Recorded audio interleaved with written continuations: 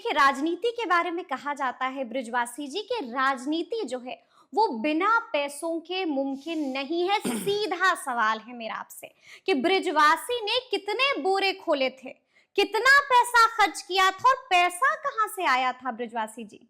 देखिए, ऐसा है कि पूरे इतिहास को जब हम देखते हैं, देश के इतिहास को, भारत की जो संस्कृति रही है, भारत की संस्कृति में और इसके इतिहास में अमीरों का इतिहास नहीं मिलता है, फकीरों का इतिहास मिलता है।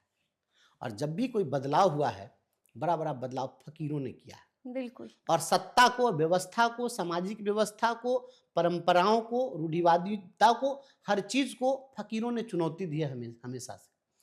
तो ऐसा नहीं है कि पैसे के बल पर ही सब कुछ किया जा सकता है। आप पहले जयभान सिंह पवैया का आपने नाम सुना है या नहीं सुना है? इस देश में एक नेता हुए थे जयभान सिंह पवैया, और ग्वालियर से चुनाव लड़े थे और सांसद बने थे, और ग्वालियर स्टेट को उनके भय से सीट छोड़ना पड़ा था। और जयभान सिंह पवैया एकदम रोड छाप आदमी थे, उनके पास अब एक झोला टांग के चल देना था। तो ऐसे लोग भी जीते हैं। बिल्कुल। और किंग महिंद्रा जैसे लोग भी इसी जहानाबाद में चुनाव हारे।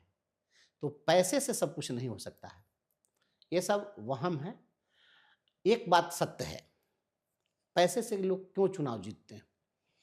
क्योंकि पूरे 5 वर्षों तक ये अपना व्यापार चलाते हैं और चुनाव के वक्त सीधे आ जाते हैं चुनाव में टिकट लेकर किसी पार्टी से, और सारे के सारे प्रत्याशी ऐसे ही होते हैं। तो जनता सोचती है कि अब इसमें से पहले से भी कोई साथ में नहीं रहा और ना कल भी कोई साथ रहे, ये तो व्यापार करने आया है। तो निश्चित रूप से जनता भी उनसे अपना कुछ पैसा ले लेती है, जनता उसी के आधार पर वोट कर देती है।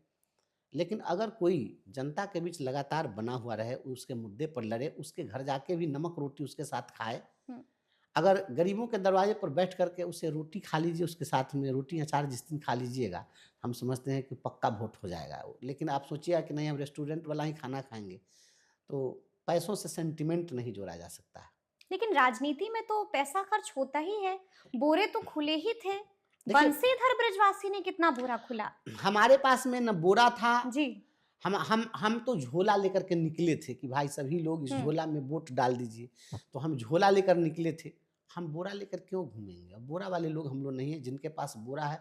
अच्छा, एक बात बताइए कि पैसा लोग लेकर के निकलते हैं बांटने के लिए, पैसा पकड़ा भी गया था।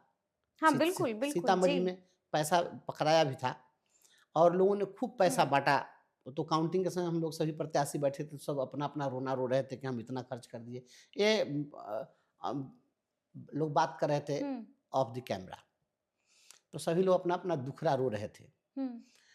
तो अगर आप राजनीति को व्यापार समझिएगा तो इन्वेस्ट तो करना पड़ेगा। तो यही हाल होगा, यही हाल होगा। हम राजनीति को कभी व्यापार नहीं समझते, राजनीति को सेवा समझिए। और अगर आप जनता की सेवा में हैं, उनके साथ अगर जुड़े हुए हैं और लोगों को विश्वास आप पर हो गया, तो कोई आपको हरा नहीं सकता और किसी के आलम्बन की जरूरत नहीं है। जनता खर्च करती है। हमने जो कुछ भी किया है, इसमें शिक्षकों ने, अन्य लोगों ने हमें सहयोग किया है, सहयोग किया है। और आपको मैं बताता हूँ, सत्ताधारी पार्टी के लोगों ने भी सहयोग किया है। बिल्कुल, उस पर भी हम आएंगे जी। मैं गया, एक कैंडिडेट ने मुझे कहा कि मैं 5 करोड़ खर्च करूंगा। कैंडिडेट ने कहा कि मैं सभी, चूंकि मैं सभी से मिलता हूं और कभी भी मैं प्रतिद्वंदिता का भाव नहीं रखता हूं, मैं सभी से मिलता हूं और मैं कहता हूं कि मैं उम्र में सबसे छोटा हूं, आशीर्वाद का मैं हकदार हूं। तो मैं जाता हूं लोगों के बीच, जो भी बड़े बुजुर्ग मिलते हैं, मैं पैर छू के उनका आशीर्वाद लेता हूं। तो अगर मैं गया बड़े लोगों के घर पर जाकर उनके पैर छूकर आशीर्वाद लिया, तो लोगों ने, मैं एक शिक्षिका के घर गया था, उनके घर पर मैं गया, तो सबसे पहले एक शिक्षिका के घर पर मैं गया था शुरुआत के समय में ही, तो 1 डब्बा कलम मुझे दी थी वो। अच्छा। और 2100 रुपया दी थी। उस समय मैं किसी से कुछ, मैं पैसा मांगने नहीं गया था, मैं ऐसे ही गया था कि आप लोग वोटर बन जाइए। सत्ताधारी पार्टी के लोगों के यहाँ भी मैं गया तो उनके यहाँ बैठा, उन्होंने नाश्ता कराया और चलते समय 5100 रुपया गिफ्ट किया, कहा कि आप लीजिए। ऐसे करके मैं जिनके पास भी गया, चूंकि लोग जानते हैं तो शुरू से मेरे स्ट्रगल को देखे हैं, तो दिल से लोगों ने आशीर्वाद दिया। और यह स्नेह मैं चाहूँगा कि ईश्वर मुझे हमेशा इस स्नेह का पात्र बनाकर रखें और लोगों का स्नेह यही बना रहे, और लोगों का साथ स्नेह रहेगा, हम संघर्ष करते रहेंगे, लोगों के लिए हम लड़ते जूझते रहेंगे। देखिए, हमारे पास जो जानकारी आई, जो खबर आई, हमें पता ये चला ब्रिजवासी जी कि 11 रुपए से लेकर 11,000 तक लोगों ने चंदा दिया है जी जी आपको। मुझे दिया। जी। मुझे 11 रुपए आप कहती हैं, मैं तो देखा हूँ मेरे अकाउंट में जब मैसेज आता था तो 1 रुपए का भी मैसेज आया है। 1 रुपए का भी 1 रुपए मैसेज का आया है। हो सकता है वो ट्राई किए होंगे कि 1 रुपया जाता है कि नहीं जाता है, लेकिन 1 रुपए से लेकर 11,000 रुपए तक लोगों ने भेजा है। और लगभग मुझे लगता है कि सब तो हमने जोड़ा नहीं है, जब पैसा आता गया, खर्च होता गया, 6 से 7 लाख रुपया लोगों ने भेजा था, सब खर्च हो गया? जिसमें 1.5 लाख रुपया बचा हुआ था। अभी भी बचा हुआ हाँ, है? उसमें से 1.5 लाख में से आज 50,000 रुपया हमने खर्च कर दिया है लोगों को। आज यहाँ जी। पर सभी लोग आए थे तो लोगों के भोजन की व्यवस्था हमने की थी। हुँ, लगभग 50,000 के आसपास रुपया आज यहाँ उस पर खर्च हुआ है।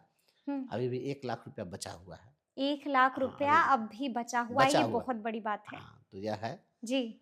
और यानी ये कि आज भी खाता और बही जो है वो आप मेंटेन कर रहे हैं। जो अकाउंट में बचा हुआ है सो बचा हुआ है। बहुत हुँ। इसमें मैं गया था कमिश्नरी में कि चुनाव के खर्च का हिसाब देना होता है, लेकिन इसमें चुनाव के खर्च का हिसाब नहीं देना होता है। तो उन्होंने कहा कि नहीं, हिसाब इसमें देने की ज़रूरत नहीं पड़ती है। मैं सोचा था कि सब बिल बना करके देना पड़ेगा, लेकिन इसमें नहीं होता है। तो जो मेरे अकाउंट में है सो है। मुझे अनुमान है कि लगभग इतना बचा हुआ है। हाँ, इतना लगभग 1 लाख रुपए के आसपास से बचा हुआ है उसमें।